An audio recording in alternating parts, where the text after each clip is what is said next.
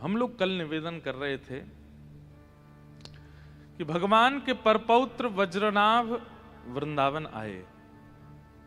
आप सबको कथा पता है, द्वारिकाधीश अपनी लीला पूरी करके जा चुके हैं और उसके बाद वज्रनाभ 16,100 राजकुमारियां जो भगवान की थीं उनको अपनी 16,100 माताओं के साथ वज्रनाभ वृंदावन आए। और वृंदावन आकर के उनको क्या मिला? कुछ भी नहीं, यहां कोई नहीं है, केवल यमुना जी हैं, केवल गिरिराज जी हैं और वृक्षवल्लरी आदि ये सब है और कुछ नहीं है। तब उन्होंने सांडिल्य मुनि का स्मरण किया और भगवान के कुल मोहित्र श्री सांडिल्य मुनि आए, कुल पुरोहित। और सांडिल्य मुनि ने आकर के कहा, सबसे पहली बात बहुत ध्यान से सुनिएगा, जो थे शब्द का प्रयोग तुम कर रहे हो कि इस ब्रज में ठाकुर जी लीला करते थे, अब कहां हैं? ये थे शब्द नहीं, व्रज में थे शब्द नहीं है शब्द का प्रयोग करो। ठाकुर जी आज भी लीला कर रहे हैं। अरे वज्रनाभ, ये एकमात्र व्रज ऐसा है जहां प्रत्यक्ष दृष्टि से नहीं देखा जा सकता। प्रत्यक्ष दृष्टि से मैं कहता हूं कथा में, आप अपनी भौतिक दृष्टि से अगर देखोगे तो आपको गलियां दिखेंगी, रोड दिखेंगी, ट्रैफिक दिखेगा, बंदर दिखेंगे, ब्रजवासी दिखेंगे, भीड़ दिखेगी। लेकिन जब आप प्रेम दृष्टि से देखेंगे तो आपको कुछ और दिखेगा। ये जितने भी आचार्य गए हैं वृंदावन, ये प्रेम दृष्टि जागृत करके गए हैं और इनको उसी भाव में ठाकुर जी दिखाई देते हैं। चाहे वो भक्तिमती मीराबाई हो, मीराबाई अपने मैंने पहली बार मीरा चरित्र भी गांधी धाम में ही कहा था,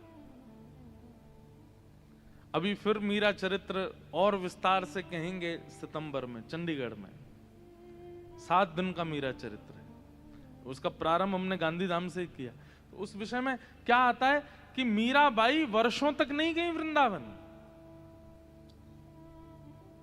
मीराबाई के जीवन में कई घटनाएं घट गईं। उनका विवाह कर दिया गया, उनके पति जिनसे विवाह हुआ उनकी मृत्यु हो गई, उनके देवर ने खूब प्रताड़ना कर दी, उनके परिवारी जनों ने क्या क्या नहीं किया। उसके बाद वो अपना ससुराल छोड़ के पीहर आ गई।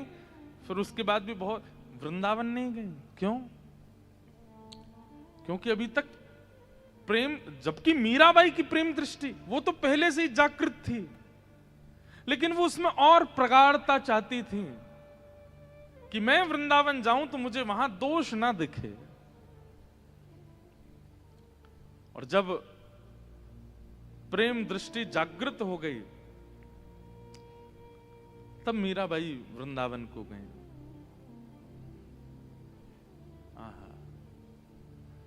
और वृंदावन जाकर के उनको भौतिक वृंदावन का दर्शन नहीं हुआ, उनको नित्य वृंदावन का दर्शन हुआ। जिस गली में देखती हैं, जिस चौबारे पर जाती हैं, जिस आंगन में घूमती हैं मीराबाई, सब जगह उनको ठाकुर जी का अनुभव हो जाता है। अरे कहां तक कहें, बड़े बड़े साधकों को भी, कथा बड़ी प्रसिद्ध है कि जीव गोस्वामी पाद किसी स्त्री को नहीं देखते थे, लेकिन मीराबाई दर्शन करने के लिए आई तो सेवकों ने कहा कि हमारे गुरुजी स्त्रियों से नहीं मिलते। तो मीराबाई कहती, अच्छा आपके गुरुजी स्त्रियों से नहीं मिलते? बोले नहीं, इसका मतलब आपके गुरुजी पुरुष हैं। सेवक बोले और नहीं तो क्या? अरे भैया, हमने तो सुना था कि इस वृंदावन में सब स्त्री हैं, पुरुष तो केवल कृष्ण हैं। जहां पर देवादिदेव महादेव गोपीश्वर बनकर के आते हैं, जहां पर देवादिदेव महादेव शंकर भी गोपी बनकर के आते हैं, वहां आपके गुरुजी पुरुष हैं। वृंदावन में तो एक ही पुरुष सुना था हमने, आपके गुरुजी भी पुरुष हैं। ऐसा कहकर के मीराबाई तो चली गई। लेकिन शिष्यों ने ये बात जाकर के जब जीव गोस्वामी जी से कही कि मीराबाई बोल रही हैं कि वृंदावन में केवल एक पुरुष है, बाकी सब गोपी हैं। उसी दिन जीव गोस्वामी बोले कि भजन तो वर्षों से कर रहा था, साधन तो बहुत दिनों से कर रहा, पर फल आज मिला। क्या? कि ये देह बुद्धि मेरे अंदर थी कि मैं पुरुष हूं और वो स्त्री है, और उसने आकर के मेरी इस देह बुद्धि को नष्ट कर दिया कि वृंदावन में केवल एक पुरुष है। और गए और मीराबाई को देख करके अपना ये नियम तोड़ दिया कि मैं स्त्रियों से नहीं मिलूंगा। ये है प्रेम दृष्टि कि मीराबाई स्वयं तो सब जगह श्री कृष्ण का अनुभव करी नहीं है वृंदावन में, और जो साधक वर्षों से वृंदावन में उनका भी जाकर के कृष्ण दर्शन करा रही हैं।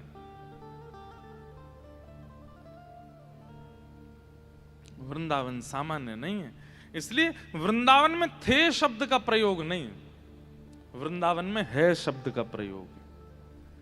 ठाकुर जी लीला करते थे नहीं, करते हैं आज भी। और फिर उसके बाद सांडिल्य मुनि ने दर्शन कराया, मुझे देखो वहां दिख रहे हैं, मुझे देखो वहां दिख रहे हैं, आदि आदि सब जगह जब ठाकुर जी का अनुभव होने लगा, तब वज्रनाभ ने कहा, भगवान मैं ऐसा क्या करूं कि ब्रज मुझे स्वीकार करे। तब सांडिल्य मुनि ने 4 बातें कही। एक बात आपने बहुत सुनी होगी, नाम रूप लीला और धाम।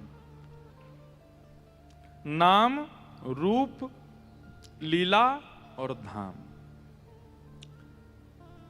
ये 4 भक्ति की प्रणाली हैं, प्रेम लक्षणा भक्ति की प्रणाली हैं। परंतु इन चारों को इस क्रम से नहीं करना है। नाम रूप लीला और धाम ये बाद का क्रम है, इससे पहले का क्रम कुछ और है। क्या? धाम लीला रूप फिर नाम। समझ में आई बात? सबसे पहले धाम,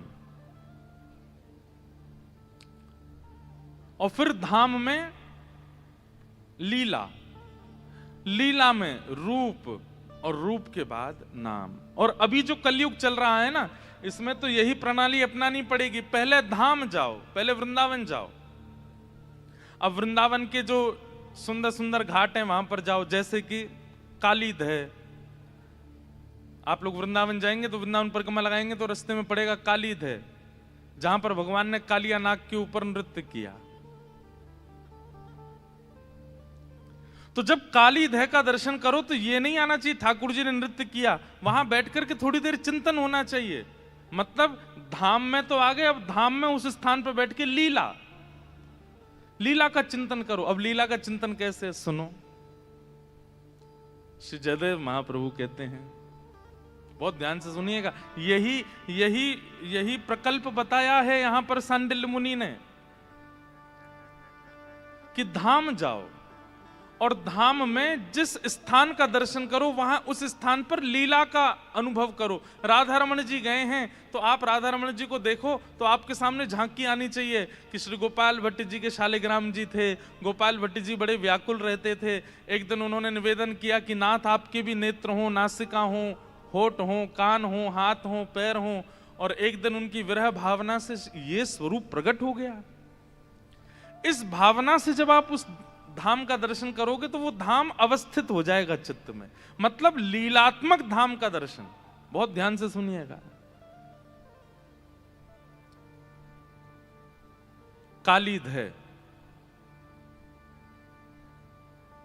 कालीय विषधारा गंजन जनरंजन जनरंजन। अभी महाप्रभु जगन्नाथ जी अनवसर में चले गए हैं।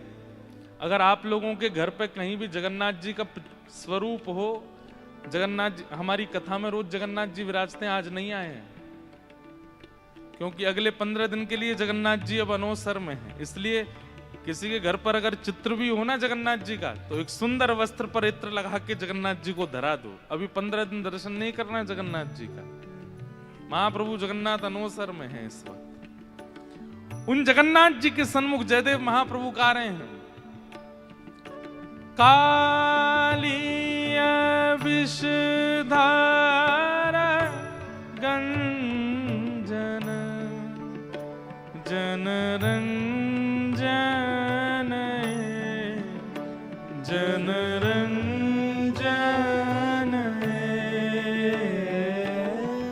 यदुकुल नलिन दिनेश जय जय देव हरे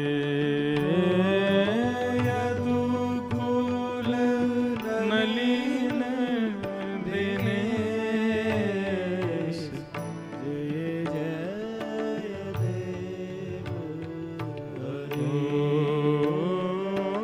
यदुकुल नलिन दिनेश जय जय देव हरे यदुकुल नलिन दिनेश जय जय देव। कितनी अच्छी बात है, बहुत ध्यान से सुनिएगा। धाम जाओ और धाम में जिस स्थान का दर्शन करो वहां की लीला का चिंतन करो। केवल ठाकुर जी का दर्शन करके संतुष्ट मत हो जाओ। अब आप वृंदावन गए, वृंदावन परिक्रमा में काली देह का दर्शन किया, भैया ये काली देह, तो आप ना सोचोगे बोले ठाकुर जी की गेंद गिर गई थी जमुना जी में तो ठाकुर जी कूद गए और कालिया नाग ऊपर आया, उसके फणों पर नृत्य करके ठाकुर जी ने उसको यहां से भगा दिया। अब यहां एक बात आती है, जयदेव महाप्रभु कहते हैं, बोले ठाकुर जी आप एक मुष्टिक प्रहार करते हैं और एक मुष्टिक प्रहार में अघासुर, बकासुर, धेनुकासुर इन सबका वध कर देते हैं। पूतना जैसी राक्षसी का आप केवल पयोधर पान करके वध कर देते हैं।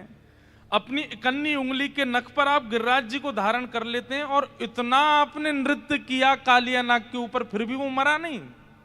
क्यों? हमारे मन में कभी नहीं आई ये बात।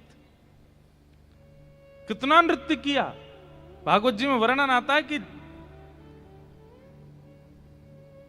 चम चम चम चारण धारत, चम चम चम चारण धारत, बिम बिम बिम बिनती करत, बिम बिम बिम बिनती करत, नाग वधू तारी तांडव, गति मुंडन पर तांडव, गति मुंडन पर तांडव, गति मुंडन पर तांडव, गति मुंडन पर निरतत बनवारी तांडव, गति मुंडन पर तांडव।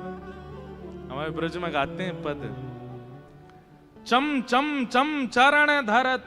ठाकुर जी कैसे चरण धर रहे हैं? बोले कि 108 मुख हैं कालिया नाग के और वो जिस जीव को बाहर निकालता है। अब ठाकुर जी अभी 14वें नंबर वाले सिर के ऊपर हैं और उसने जीव निकाली 80 नंबर वाले की, तो ठाकुर जी सीधे वहां कूदते हैं। जिस जीव को निकालता उसी पर ठाकुर जी का दूसरा छोटे से कन्हैया, इतना विशाल कालिया नाग और इतनी द्रुत गति से ठाकुर जी उसके ऊपर नृत्य कर रहे हैं। और कहते हैं नृत्य करते करते ठाकुर जी ने जो जो जीव उसने निकाली वो जीव पकड़ ली ठाकुर जी ने। एक पकड़ी, दो पकड़ी, तीन पकड़ी, एक प्रकार से जैसे एक रथ हाँकने वाला रस्सी पकड़ लेता है, ऐसे ठाकुर जी ने समस्त जीव पकड़ ली कालिया नाग की। रक्त मंडित हो गया उसका मुख, लेकिन मरा नहीं। ठाकुर जी आपने कालिया नाग को क्यों नहीं मारा? और फिर जयदेव महाप्रभु कहते हैं जन रंजन ए। कालिया नाग पर जब ठाकुर जी नृत्य कर रहे थे तो जयदेव महाप्रभु कहते हैं कि यहां पर जनरंजन हो रहा था। जनरंजन मतलब सब खुश हो रहे थे। भागवत जी में तो कह रहे हैं सब रो रहे थे। यशोदा मैया रो रही है, सब ब्रजवासी रो रहे हैं, सब घबरा रहे हैं। बोले अरे लाला नीचे उतर जा, जो सांप है खा जाएगो। ठाकुर जी मेरे दो संशय दूर करिए। बोले क्या? बोले पहला संशय तो ये कि कालिया नाग मरा क्यों नहीं इतना नृत्य करने के बाद भी, और दूसरी बात यहां किसका रंजन आप कर रहे थे?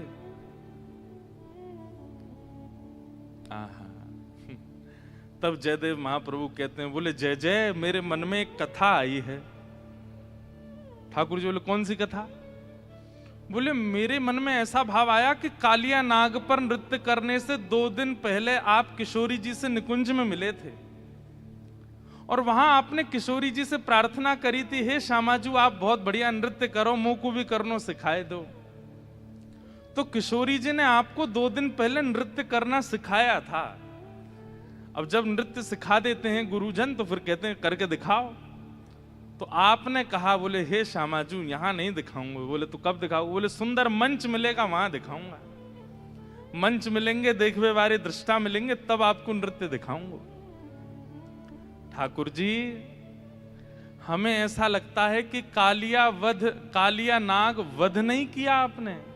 ये कालिया उद्धार लीला जो थी, ये श्री जी को आप नृत्य दिखा रहे थे। आप कंडुक क्रीड़ा करके गए, कालिया नाग के जैसे ही फन खुले तो आपने देखी आते बढ़िया मंच नहीं मिलेगा, ऐसा गुदगुदो मंच है बढ़िया वर्सेटाइल मंच है, सबसे बढ़िया मंच है। तो आप उसके ऊपर चढ़ गए और चढ़ करके आप जब नृत्य कर रहे थे तो सामने खड़े ब्रजवासी तो रो रहे थे, लेकिन पीछे खड़ी हुई श्यामाजू वो आपकी एक एक अदा को देख रही थी। आप हाथ कैसे कर रहे हैं, आप चरण कैसे कर रहे हैं, आप नेत्र कैसे घुमा रहे हैं, आपकी मुस्कान कैसी है। इसलिए जनरंजन है। बोले जन कौन है? ब्रजवासी जन। और उन ब्रजवासी जनों की अधिष्ठात्री किशोरी जी का आप रंजन कर रहे थे, इसलिए आपने कालिया नाग का वध नहीं किया। क्यों? क्योंकि उसके माध्यम से आपने श्री जी को प्रसन्न किया। जगन्नाथ महाप्रभु बोले इतनी गहराई में तुम ही सोच सकते हो जयदेव, और किसी की बस की बात नहीं है। और एक बात कहते हैं, बोले क्या? बोले सत्य कह रहे हो, यही बात है। हम किशोरी जी को नृत्य करके दिखा रहे हैं, इसलिए हमने कालिया नाग का वध नहीं किया। सामने खड़े हुए ब्रजवासी तो माध्यम हैं, पर वो नृत्य तो किशोरी जी के लिए। और भाई कोई राक्षस मिल गया, कोई दैत्य मिल गया, ठाकुर जी नाचेंगे वहां पे? नाचते थोड़ी युद्ध करते हैं, पर कालिया नाग पे नृत्य कर रहे हैं। इसका मतलब क्या है? किशोरी जी को दिखा रहे हैं, किशोरी जी के लिए। अब देखो ये क्या है, लीला हमें केवल इतनी पता है कि ठाकुर जी कालिया नाग के पास गए और उसके ऊपर कूद करके ठाकुर जी ने उसको भगा दिया। लेकिन अब लीला का विस्तार जयदेव महाप्रभु ने कर दिया। बोले असली बात तो ये है। ये कैसे हुआ? धाम जाओ और धाम में जिस स्थान पर बैठो वहां की जितनी आपको कथा पता है उतनी कथा चित्त में विराजमान करके अब उस लीला का चिंतन करो। और चिंतन करते हुए जब आप अनुसंधान करेंगे और चिंतन करेंगे तो क्या होगा? वो लीला जितनी पता है उससे अधिक आपको अनुभव होने लग जाएगी। तो धाम, लीला, और फिर धाम और लीला के दोनों के संबंध से तीसरा क्या प्राप्त होगा? बोले रूप, ठाकुर जी का रूप। तीनों प्राप्त हो जाएंगे। वज्रनाभ तुम्हारे लिए अब यही उपदेश है क्या कि तुम जाओ और ब्रजमंडल में मैं तुम्हें बताऊंगा कहां राधा कुंड है, कहां कृष्ण कुंड है, कहां ठाकुर जी की खिरक है, कहां नंदगांव है, कहां बरसाना है, कहां कोकिलावन है, कहां वंशीवट है, कहां केसी घाट है। ये सब मैं तुम्हें बताऊंगा। तुम बस उन जगह पर जाना और जाकर के सुंदर भगवान की लीला कथामृत चिंतन करके उस स्थान का उद्धार, उस स्थान का पुनरावृत्ति करना, उसका पुनः खोज करना। धाम, लीला, इन दोनों का तुम चिंतन करना, तुम्हारे मानसी में रूप दिखने लगेगा। फिर तुम नहीं कहोगे कि इस ब्रज में कोई नहीं है, तुमको जहां देखोगे वहां लीलाओं का अनुभव होने लग जाएगा।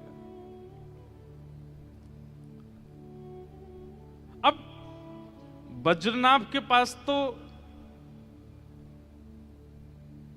एक बाधा थी, क्या कि वज्रनाभ के लिए व्रज प्रकट नहीं है, उसको सांडिल्य मुनि से आज्ञा लेकर के जाना है और जाकर के फिर अनुभव करना है। पर हमारे लिए तो व्रज प्रकट है, हमें पता है राधा कुंड कहाँ है, हमें पता है कृष्ण कुंड कहाँ है, हमें पता है केसी घाट कहाँ है, हमें पता है वंशीवट कहाँ है, हमें पता है सेवा कुंज कहाँ है, पर वज्रनाभ को नहीं पता। तो सांडिल्य मुनि बैठ करके उसको कथा सुना रहे हैं और कथा सुनाते हुए फिर उसको सब बता रहे हैं, वहां किसी घाट है, वहां पर वंशीवट है, उधर कृष्ण कुंड है, उधर श्याम कुंड है, इधर ये स्थान है, इधर ये स्थान, यहां पे ये लीला हुई, यहां पे ये लीला हुई। सीधी बात, भगवान का अनुभव करना है, भगवान की लीला को प्रेम दृष्टि से देखना है, तो उसके लिए सबसे पहले धाम और धाम में जाकर के लीला का स्मरण करना पड़ेगा, तभी हो पाएगा।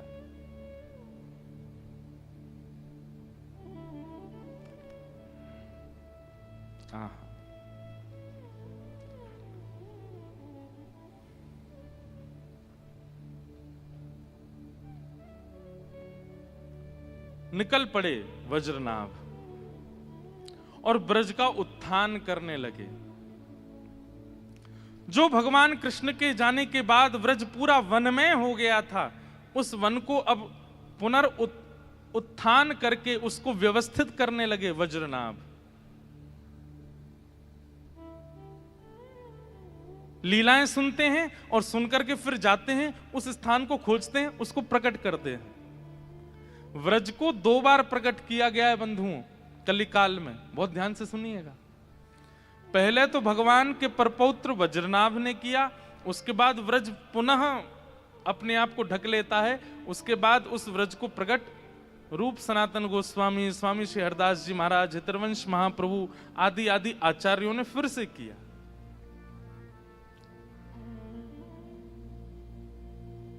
आहा,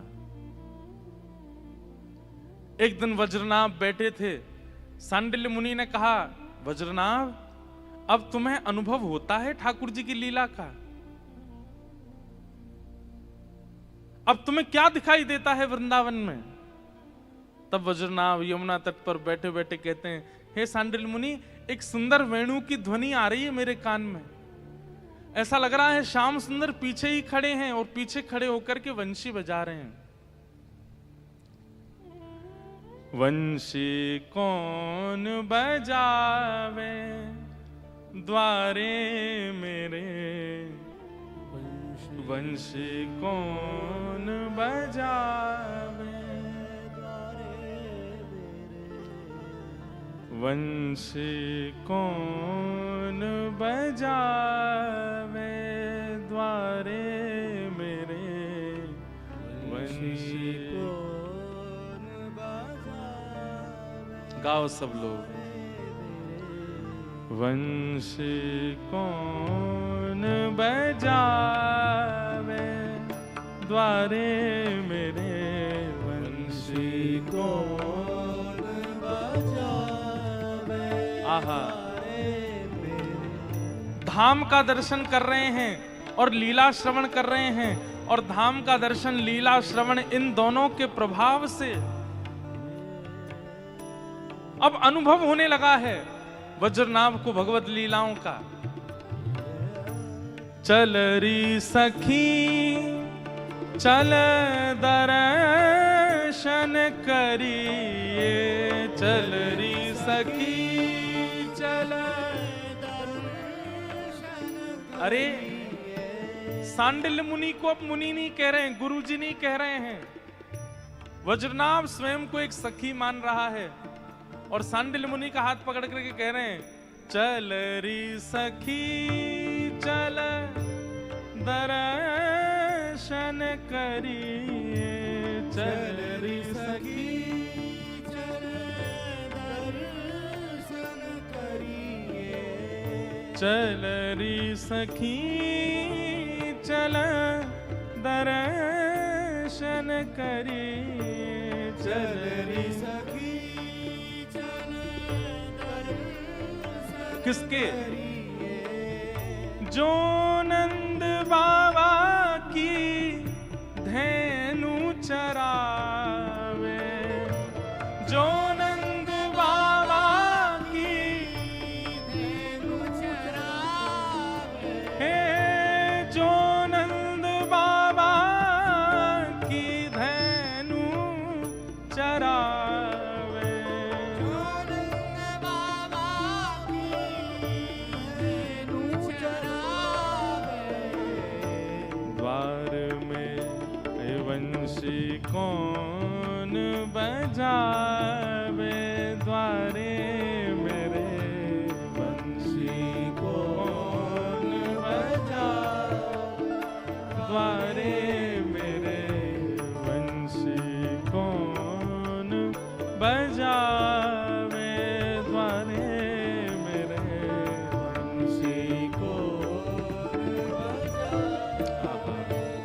बोलो वृंदावन बिहारी लाल की जय।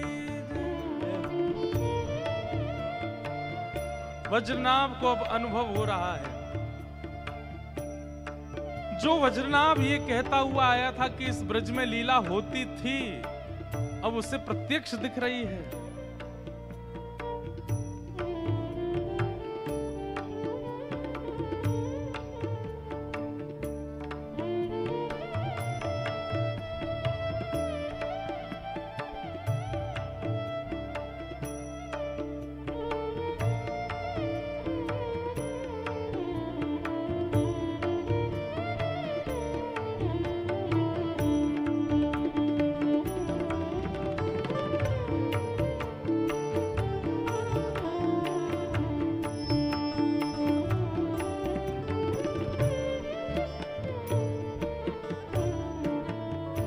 सांडिल्य मुनि पूछ रहे हैं, वज्रनाभ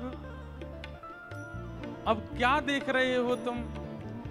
बोले ठाकुर जी वन से गैया चरा के हुए आ रहे हैं वापस, और सब ब्रज गोपियां अपनी अपनी अटारियों पर खड़ी हैं, कोई अपने जंगले पर खड़ी हैं, कोई अपने द्वार पर खड़ी हैं, सब ठाकुर जी की उस श्याम मनोहर झांकी का दर्शन कर रहे हैं।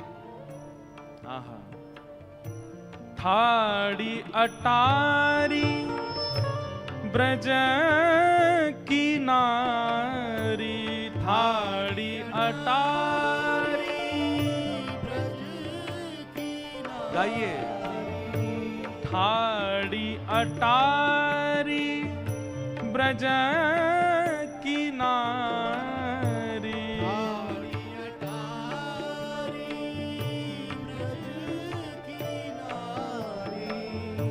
हरित फूल बरसावे, ओ हर्ष फूल बरसावे, हर्ष फूल बरसावे, हर्ष फूल बरसावे, हे द्वारे मेरे वंशी कौन बजावे, द्वारे मेरे वंशी कौन बजावे, द्वारे मेरे वंशी कौन बजावे, द्वारे मेरे वंशी कौन बजावे। बंधुओं, भगवान की सबसे मधुर लीलाओं में एक मधुर लीला है जिसका नाम है छाक लीला।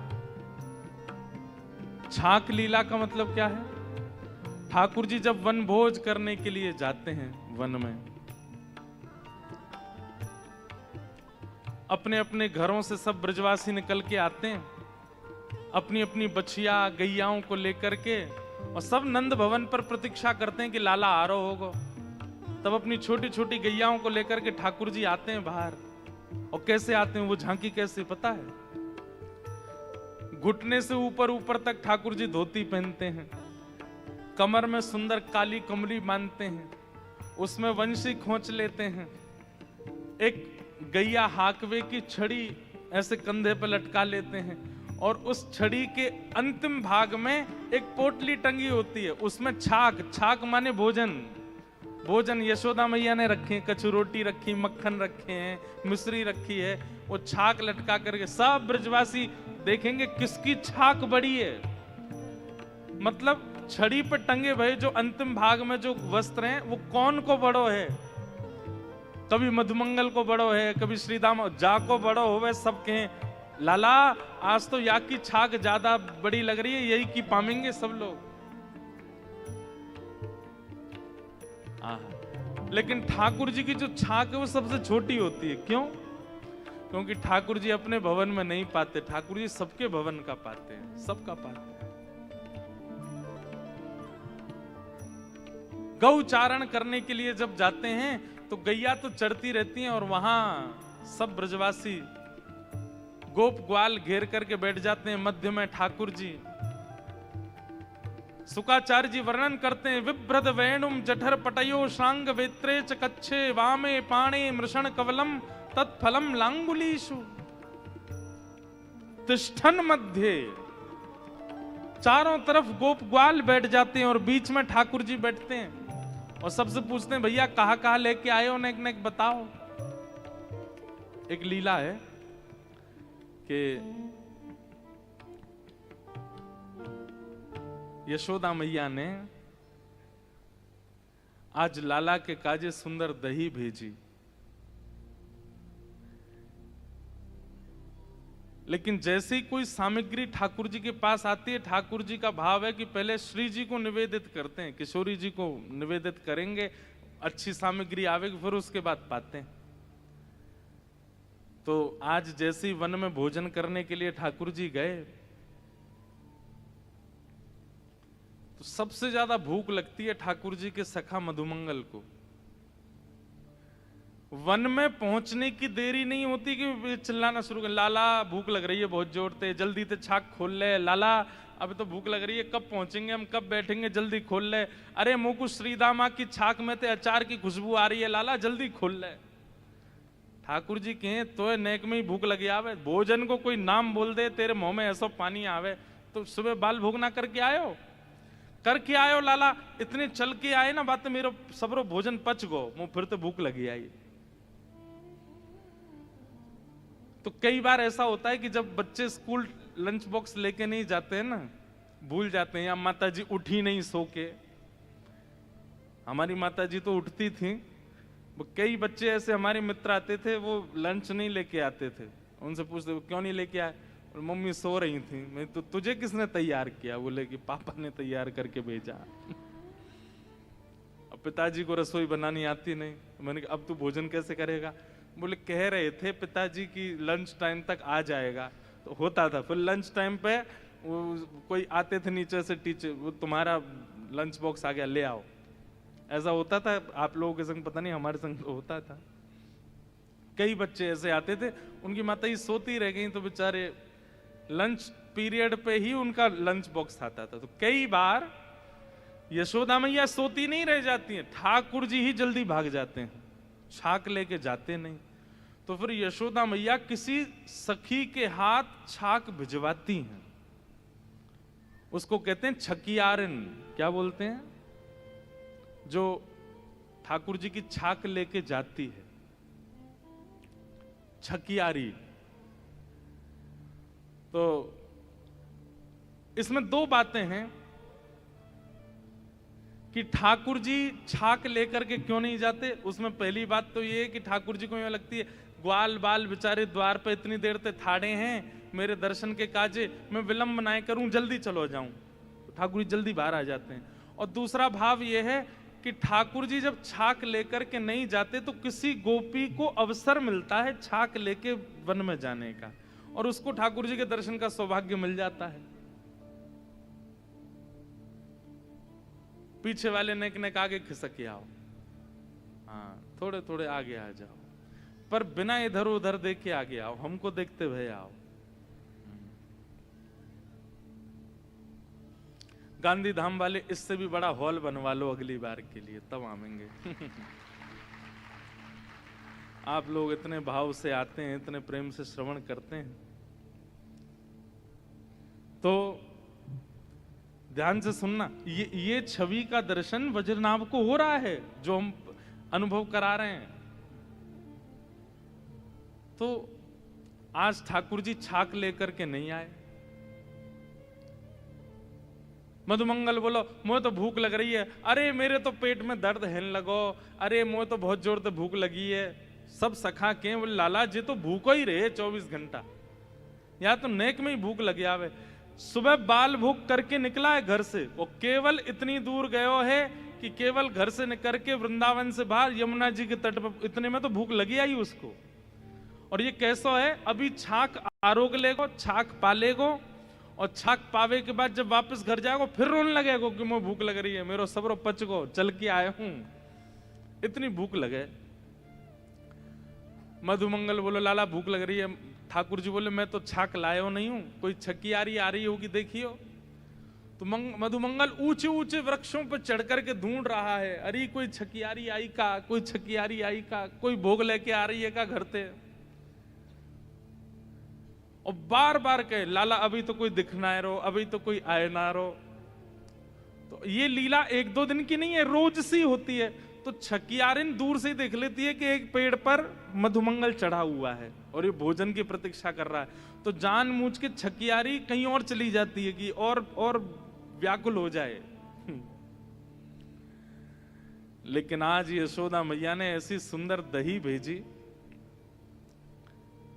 क्योंकि यशोदा मैया को पता रोटी तो ये दूसरे इनके घर की खावे को, मैं कुछ सामग्री भिजवा दूं। वह दही को देख करके ठाकुर जी के मन में इतना सुख आयो। जैसी छकियारी आई, मधुमंगल नीचे आगो, आकर के लड़न लगो, हेरी तो इतनी देर लग गई, इतनी देर लगो करे, हम यहाँ भूखे बिलबिला रहे हैं, भूख लग रही है, लाला बेचारो भूखो बैठो है। ठाकुर जी बोले सांची बोले कर, कोई और भूख ना लगी, यही लग रही है सबसे ज्यादा। लेकिन दही का रूप रंग देखते ही ठाकुर जी बोले ये तो पहले श्री जी को पधरानी चाहिए। और तुरंत मधुमंगल के हाथ से ठाकुर जी ने दही ले ली। बोले सुनो बैठो यहीं पे। बोले लाला कावे हो? बोले तो पता है हमारे ब्रज में एक वृक्ष है। बोले तो वह वृक्ष के नीचे सामग्री धरवे थे, वृक्ष में थे अमृत बिंदु गिरे। वो अमृत बिंदु गिरते ही भोजन जो है का अमृत तुल्य है जाए, वाकु पावे के बाद में युवावस्था बनी रहे। मधुमंगल बोला अच्छा लाला। फिर बोले नेक देर प्रतीक्षा कर, मैं यहाँ में अमृत बिंदु डलवा के लाऊं। अरे लाला हमारे तो प्राण ही निकल जाएंगे, तू कहाँ जाएगा? ठाकुर जी बोले तू बैठो रहे मैं जा। बोले हम ले चल। बोले ना है एक ही व्यक्ति जा सके, ज्यादा जामे तो अमृत ना निकले। अच्छा ठीक है लाला चलो जा। ठाकुर जी लेकर के दही सीधे पहुंचते हैं गिरिराज जी, और गिरिराज जी में जाकर के श्री जी को पवाते हैं। श्री जी के संग छाक लीला करते हैं। ठाकुर जी कुंज और निकुंज दोनों में एक साथ लीला कर लेते हैं। जहां ग्वाल बाल है ये कुंज है, और जहां श्री जी है वो निकुंज है।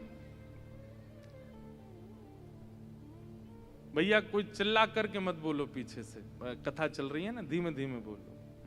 सब लोग इधर देखो। श्री जी को जाके पवा दी।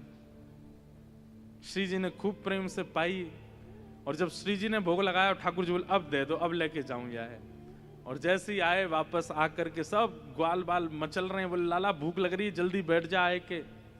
ठाकुर जी बीच में बैठ गए, चारों तरफ ग्वाल बाल सबको प्रेम से पवा रहे हैं ठाकुर जी।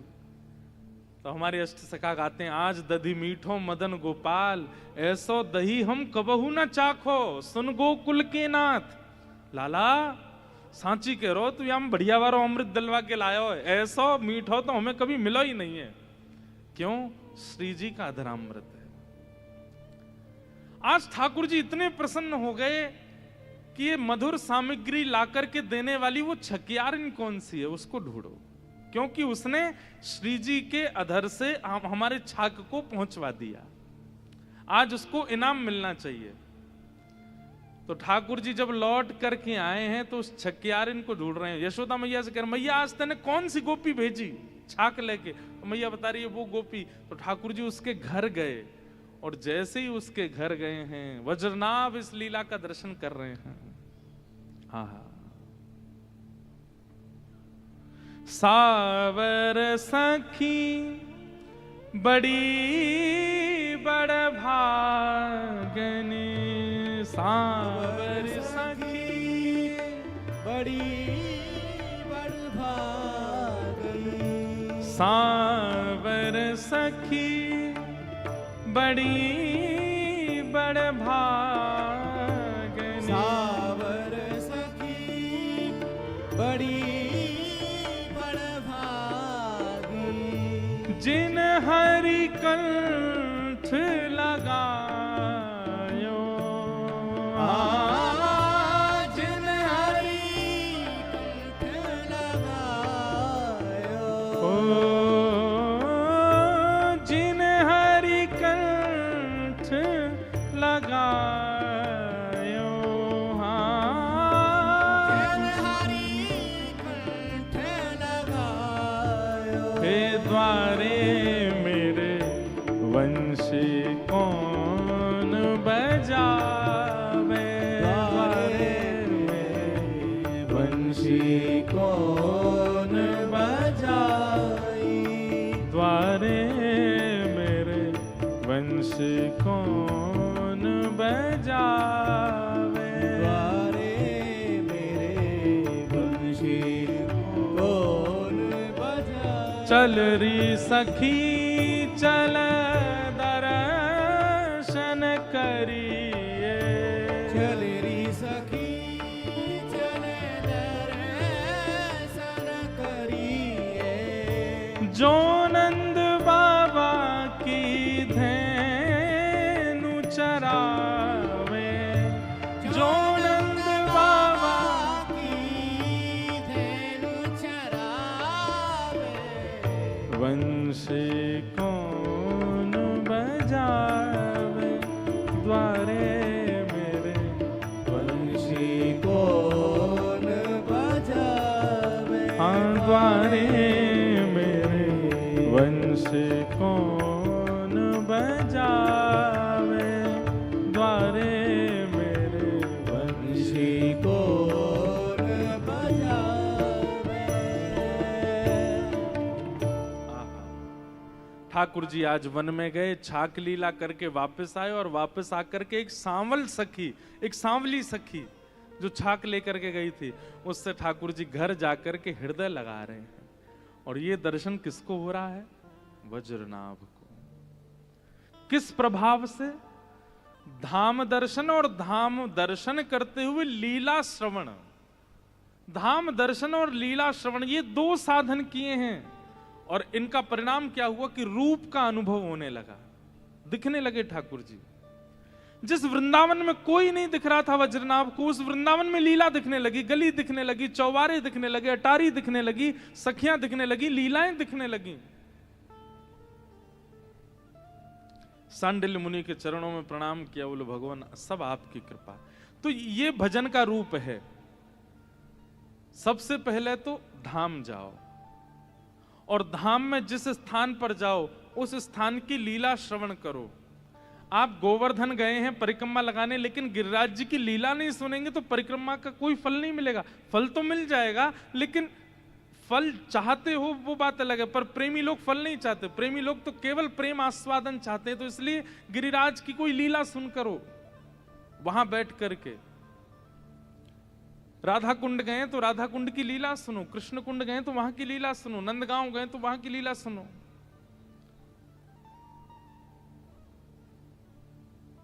अब एक गांव है हमारे ब्रज में पैंठा, उस जगह का नाम है पैंठा। उसका नाम पैंठा क्यों पड़ गया? बोले जब भगवान श्री कृष्ण वृंदावन से लीला पूरी करके मथुरा गए तो भगवान का ऐश्वर्य रूप मथुरा चला गया, लेकिन श्री कृष्ण चतुर्भुज रूप धारण करके वहीं बैठ गए। तो गोपियां दर्शन करते ढूंढती ढूंढती जा रही थी, कृष्ण कहां है, श्याम सुंदर कहां है। तभी उन्होंने एक जगह देखा 4 भुजा वाले ठाकुर जी बैठे हैं। तो 4 भुजा वाले ठाकुर जी वो स्वयं कृष्ण ही हैं, लेकिन 4 भुजा थी। तो 4 भुजा देख करके बोली, अरे कोई देवता बैठो है हमारे ब्रज में, या तो प्रार्थना करके यूं कह दो कि 2 भुजा वालों कन्हैया हमको दे दो।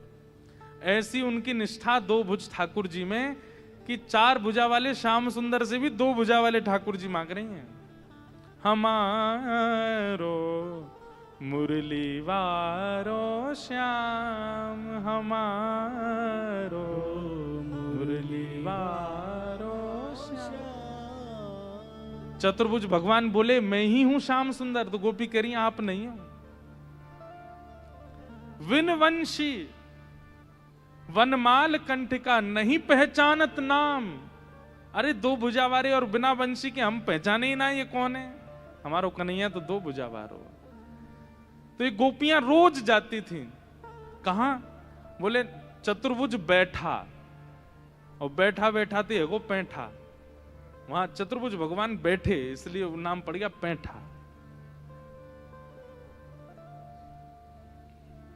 अब लीला धाम पर जाकर के जब चिंतन करोगे और नेत्र बंद करके उसका खूब निरुध्यासन करोगे तो धीरे धीरे धीरे धीरे धीरे धीरे क्या होगा, उस लीला में विस्तार दिखने लगेगा। और ऐसा भी हो सकता है कि आप किसी तीर्थ में जाओ, वहां की कथा ना पता हो, लेकिन आपके पहुंचते ही वहां की कथा अपने आप आपके चित्त में आने लग जाएगी, अपने आप जागृत होने लग जाएगी। यहां ये लीला हुई होगी, यहां ऐसा कुछ हुआ होगा, दिखने लगा वज्रनाभ को।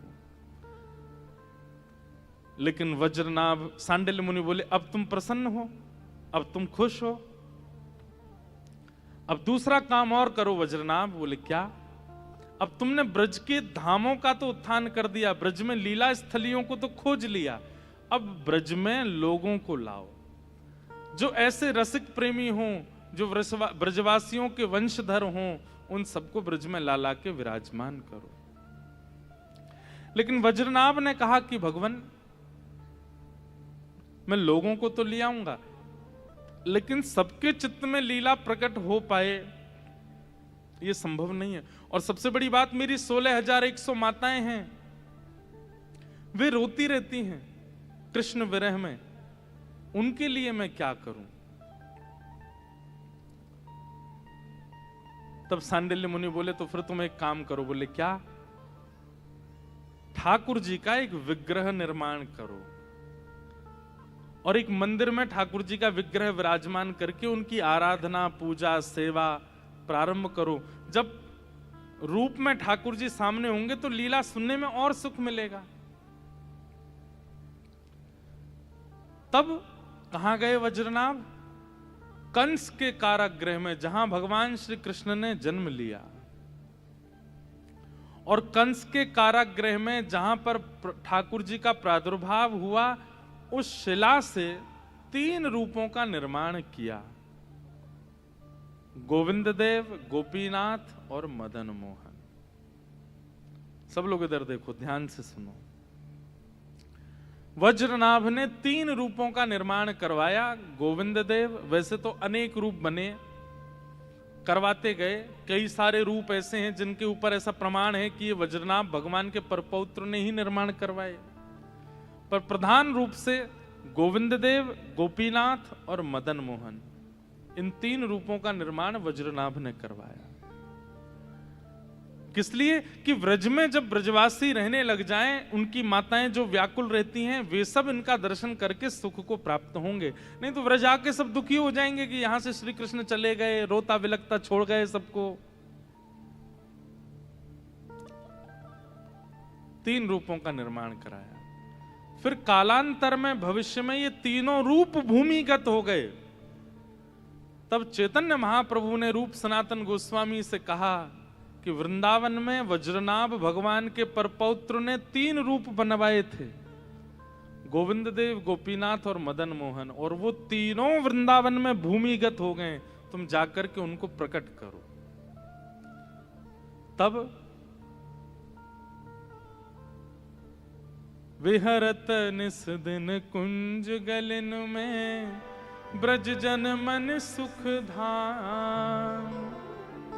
विहरत निस दिन कुंज गलिन में, ब्रज जन मन सुख धाम। हे मदन मोहन को रूप निरख के, मदन मोहन को रूप निरख के, श्री मदन मोहन को रूप निरख के, मदन मोहन को रूप निरख के, सनातन बल बल जाए वृंदावन मेरो वृंदावन, वृंदावन मेरो वृंदावन, हे श्री वृंदावन प्यारो वृंदावन, श्री वृंदावन प्यारो वृंदावन।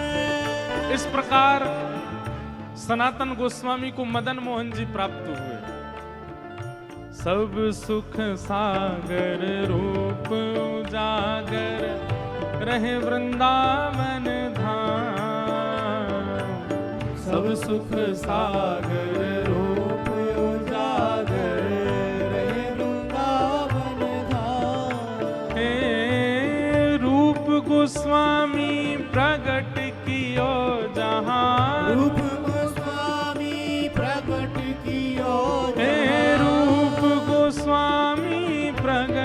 कियो जहां, रूप गोस्वामी प्रगट कियो, राधा गोविंद रूप निधान, वृंदावन मेरो वृंदावन, हे वृंदावन प्यारो वृंदावन, हे श्री वृंदावन मेरो वृंदावन, श्री वृंदावन प्यारो वृंदावन, रूप गोस्वामी प्रगट कियो जहां, रूप गोस्वामी प्रगट कियो, राधा गोविंद रूप निधान, वृंदावन मेरो वृंदावन, वृंदावन मेरो वृंदावन, हे श्री वृंदावन प्यारो वृंदावन। श्री वृंदावन प्यारो वृंदावन।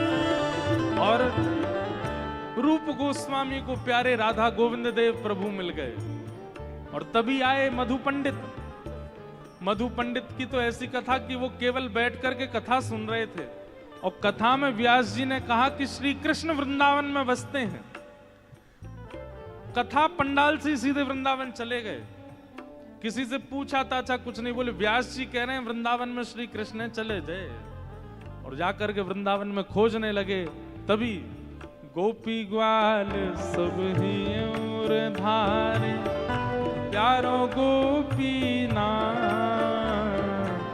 गोपी ग्वाल सब ही और धारे, प्यारो गोपी नाम, हे मधु पंडित जिन कंठ लगायो, मधु पंडित जिन कंठ लगायो, श्री मधु पंडित जिन कंठ लगायो, श्री मधु पंडित जिन कंठ लगायो, जहाँ है रही जय जयकार, वृंदावन मेरो वृंदावन, हे वृंदावन मेरो वृंदावन, हे श्री वृंदावन प्यारो वृंदावन, श्री वृंदावन मेरो वृंदावन, हे श्री वृंदावन मेरो वृंदावन, श्री वृंदावन मेरो ओ वृंदावन, श्री वृंदावन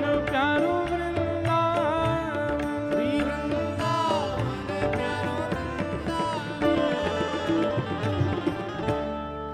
पर वास्तव में इन तीनों रूपों का निर्माण वज्रनाभ ने करवाया और उस शिला से करवाया जिस शिला पर देवकी मैया ने ठाकुर जी को जन्म दिया। भगवान की जन्म वेदी से निर्मित ठाकुर जी हैं ये।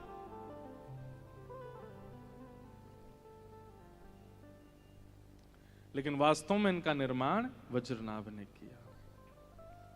तो देखो, धाम धाम में लीला श्रवण और फिर लीला का अनुसरण, और उससे क्या प्राप्त हुआ? रूप की प्राप्ति हो गई।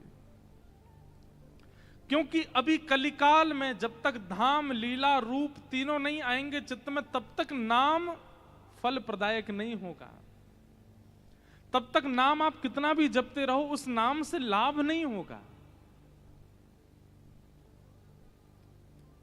नाम से लाभ तो तभी होगा जब ये द्वापर में, ये त्रेता में, ये सतयुग में संभव था कि ठाकुर जी का नाम प्रथम ले लिया गया और फिर उसके बाद लीला प्रकट हो गई, धाम प्रकट हो गया, आदि आदि। पर अभी समय बदल गया। अभी पहले धाम, लीला, रूप, उसके बाद नाम। कई लोग नाम आश्रय पहले ले लेते हैं, अच्छी बात है, उसमें बुराई नहीं है। अगर आप नाम रूप लीला धाम भी चलोगे तो भी कोई दिक्कत नहीं है। लेकिन फिर भी जैसे कहते हैं ना कि दवाई भोजन के बाद लेनी चाहिए, पेट में गर्मी नहीं बनती। आपको भोजन से पहले ले लें तो भाई रोग तो दूर करेगी, लेकिन गर्मी बनने का और साइड इफेक्ट होने का थोड़ा चांस बढ़ जाता है। तो हम तो यही रिकमेंड करते हैं कि सबसे पहले धाम और लीला, इन दोनों पर जितना हो सके चिंतन करो। ठाकुर जी के धामों का दर्शन और उन धामों में भी लीलाओं का श्रवण, यहाँ कौन सी लीला हुई, यहाँ कौन सी लीला हुई, यहाँ कैसी लीला हुई, यहाँ कैसी लीला हुई, आदि आदि। और फिर उसके बाद उसका चिंतन, और चिंतन के बाद जब रूप प्रकट होने लग जाए चित्त में, वो लीला प्रकट होने लग जाए, तब नाम जप में बैठो।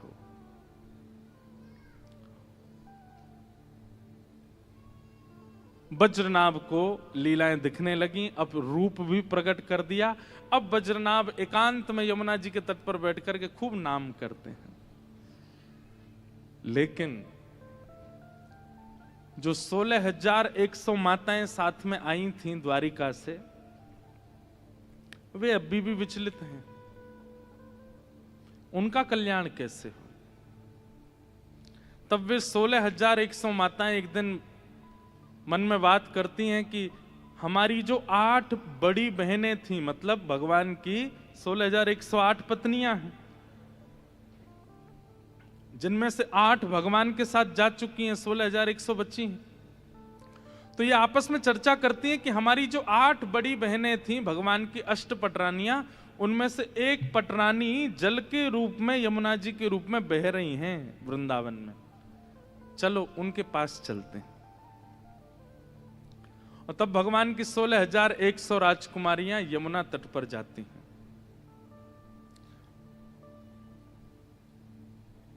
और यमुना तट पर जाकर के श्री यमुना जी से प्रार्थना करती हैं, हे श्री यमुना जी, आप हमारी बड़ी हैं, भगवान के अष्टपटरानियों में से एक हैं। हमें बहुत विरह होता है, हम बहुत रोती हैं, बहुत विलकती हैं, बहुत परेशान होती हैं चित्त में। कृपा करके आप हमें कोई ऐसा मार्ग बताओ जिससे हमारा विरह शांत हो जाए। बहुत ध्यान से सुनिएगा। तब यमुना महारानी के तट पर गई हैं और श्री कालिंदी कह रही हैं, आत्मा रामस्य कृष्णस्य ध्रुवमात्मास्ति राधिका तस्य दास प्रभावेण विरहोस्मान् न संस्पृशेत्।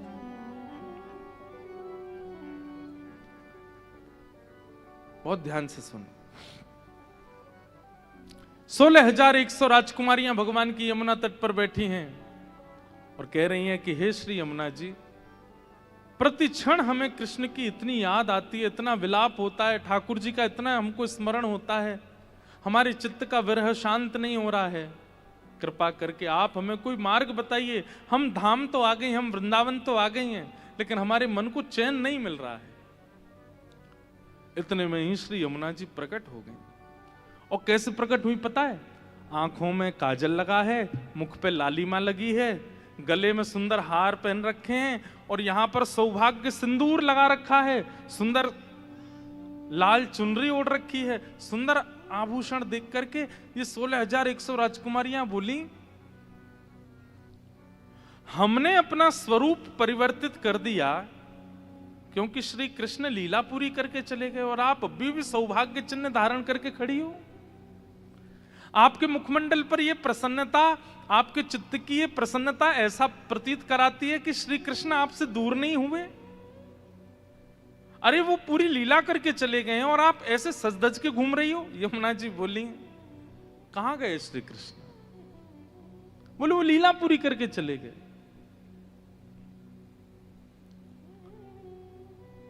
हम इतनी विरह कातर हो रही हैं, आप इतनी प्रसन्न कैसे हो? यमुना जी बोली, मैं जो कहूं उसको भली भांति समझना। बोले क्या? बोले व्यक्ति अपनी वस्तु से दूर होता है लेकिन अपने अंग प्रत्यंग से दूर कभी नहीं होता। आप स्कूल गए, टीचर ने कहा होमवर्क किया तो आपने बोल दिया कॉपी घर भूल आए। लेकिन कभी आप ऐसा कहते हो, टीचर बोले हाँ भाई आज एग्जाम है, आज तुम बुद्धि भूल आए घर पे, कैसे करें? बुद्धि नहीं भूल सकते आप। या फिर आप ऐसा कहो कि मैं लिखूंगा कैसे, मैं तो हाथ घर छोड़ के आया हूं, हाथ तो संग ही है। यमुना जी कहती हैं व्यक्ति उससे दूर होता है जो उसका कभी था ही नहीं। बहुत ध्यान से सुनिएगा। व्यक्ति उससे दूर होता है जो उसका कभी था ही नहीं, पर आत्मा तो उसकी ही होती है और वो उसके साथ ही रहता है हमेशा। तुम सब और सब द्वारिका के लोग और ये सब पृथ्वी के लोग ये श्री कृष्ण के कभी थे ही नहीं, इसलिए तुम लोगों को वियोग लग रहा है, तुम लोगों को वियोग का अनुभव हो रहा है। पर ये व्रज, ये वृंदावन और इस वृंदावन के अधिष्ठात्री श्री किशोरी जी, राधा रानी, ये तो कृष्ण की आत्मा है।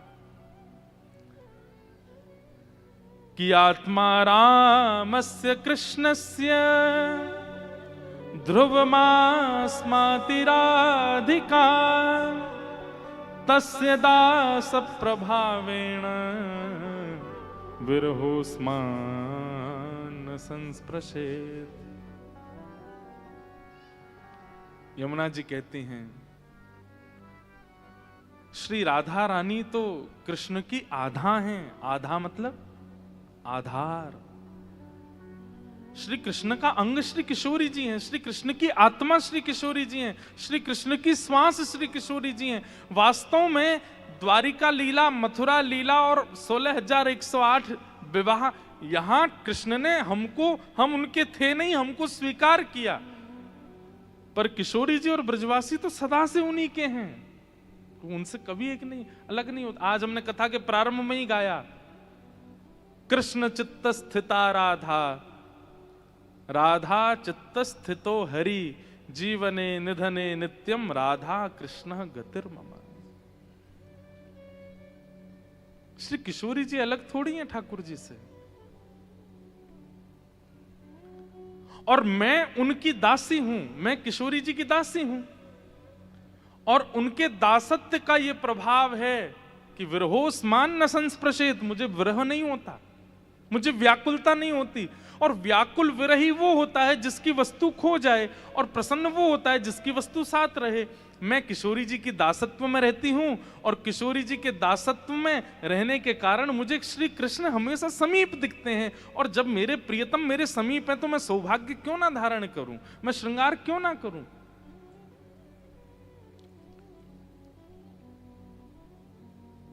इसलिए मुझे विरह नहीं होता। और मैं आप लोगों से भी यही निवेदन करूंगी, आप 16,100 अब ब्रज वृंदावन आ गई हो, अब श्री किशोरी जी की शरण ग्रहण कर लो। अब ठाकुर जी को मत ढूंढो। द्वारिका में ठाकुर जी को ढूंढना था, गुजरात में ठाकुर जी को ढूंढना था, कुरुक्षेत्र में ठाकुर जी को ढूंढना था, महाभारत में श्री कृष्ण को ढूंढना था। अब ब्रज वृंदावन आ गए हो, अब तो किशोरी जी की शरण में जाओ। तस्य दास प्रभावेण विरहोस्मान न संस्पृशेत, उनके दासत्व से तुम्हारे चित्त का विरह शांत हो जाएगा।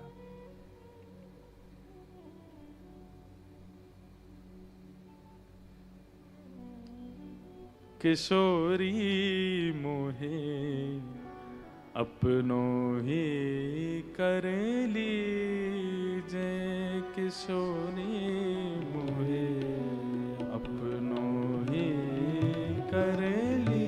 गाइए, किशोरी